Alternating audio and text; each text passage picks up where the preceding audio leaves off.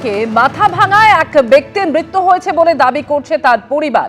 মৃত ব্যক্তি রহমান বস্তাদার এসআইআর এর নোটিশ পেয়ে অসুস্থ হয়ে মৃত্যু হয়েছে তার, এমনই অভিযোগ তার পরিবারের। মাথা ভাঙায় এক ব্যক্তির মৃত্যু হয়েছে তার পরিবার যেটা দাবি করছে। এসআইআর আতঙ্কে মৃত্যু হয়েছে ওই ব্যক্তির। মৃত ব্যক্তি রহমান বস্তাদার এসআইআর এর নোটিশ পেয়ে অসুস্থ হয়ে তার মৃত্যু হয় বলে অভিযোগ পরিবারের।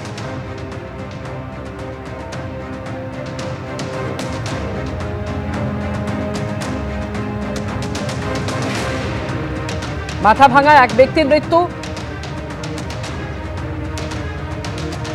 টেলার বলছিল ফোন করে যে আপনার বিয়ে বলছিল যে আপনার ছেলের ছোট ছেলের নামে নোটিশ আসছে। আমিনুল, এইটাই ভুল। আর ওর নাম আছে আমিনুল বস্তাদার, আর ওখানে আছে আমিনুল বস্তাদার। আমিনুল আর আমিনুল, হ্যাঁ নুল মানে বসনড়াটা হয়, আর ওখানে ল ঢুকাই দিছে। এই জন্য সমস্যা। এই বাবা 2 দিন ধরে টেনশন করে। আজকে সকালবেলা আমাকে না বললে সাইকেল নিয়ে ওই বিলাল অফিসের কাছে মানে বিলের বাড়িতে গেছে। যাওয়ার পরে উনি যখন বলছে যে হ্যাঁ আপনার ছোট সেটের নামে নোটিশ আসছে, ওই তখনই টেবিলে মাথায় দিয়ে ব্রেন স্ট্রোক করে উনি চলে গেল দুনিয়া থেকে। শুভেন্দু ভট্টাচার্য প্রতিনিধি এই মুহূর্তে টেলিফোনে রয়েছেন আমাদের সঙ্গে।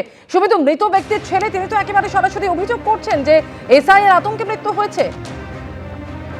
একদমই তাই। এই অভিযোগটাই সামনে আসছে। রহমান বস্তাদার প্রায় 60 বছর বয়স। 2 দিন আগেই তিনি জানতে পারেন যে তার ছোট ছেলে তিনি আবার মানসিক ভারসাম্যহীন, তার নামে এসআইআর এর নোটিশ এসেছে নামের ভুল থাকার জন্য। এবং সেই মতো আজকে বিএলওর বাড়িতে যায় সেই নোটিশটি নিয়ে আসতে, এবং বিএলও যখন জানায় যে হ্যাঁ নোটিশ তার কাছে এসেছে, এরপরেই কিন্তু সঙ্গে সঙ্গে সে অসুস্থ হয়ে পড়ে এবং সেখানেই তার মৃত্যু হয়। তারপর তাকে মাথাভাঙা মহকুমা হাসপাতালে নিয়ে যাওয়া হয়। তারপর ডাক্তাররা জানায় যে আগেই তার মৃত্যু হয়েছে।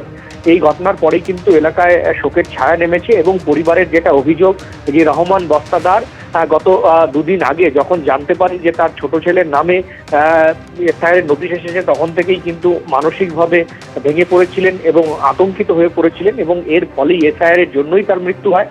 আজকে সেখানে যান তৃণমূলের স্থানীয় নেতারা, এবং তারা সরাসরি নির্বাচন কমিশন এবং বিজেপির দিকে অভিযোগের আঙুল তুলেছে। যদিও বিজেপি এই অভিযোগ অস্বীকার করেছে। তাদের দাবি যে বিভিন্ন অসুস্থতার কারণে বা বিভিন্ন কারণে যে মৃত্যুগুলো হচ্ছে, সবগুলো মৃত্যুকেই এসআইআর এর কারণে মৃত্যু বলে দাগিয়ে দেওয়ার চেষ্টা হচ্ছে, এবং এসআইআর প্রক্রিয়াকে বানচালের করার চেষ্টা করছে তৃণমূল। সব মিলিয়ে এই ঘটনাকে কেন্দ্র করে কিন্তু রাজনৈতিক বিতর্ক শুরু হয়েছে। ধন্যবাদ শুভেন্দু।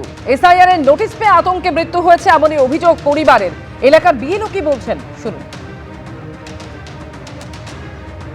সকালবেলা আসছে, আমি যখন উঠান ঝাড়ু দিতেছি তখনই আসছে আর কি, যে ওনার ছেলের নামে আছে তো লেখালেখি করতে হবে।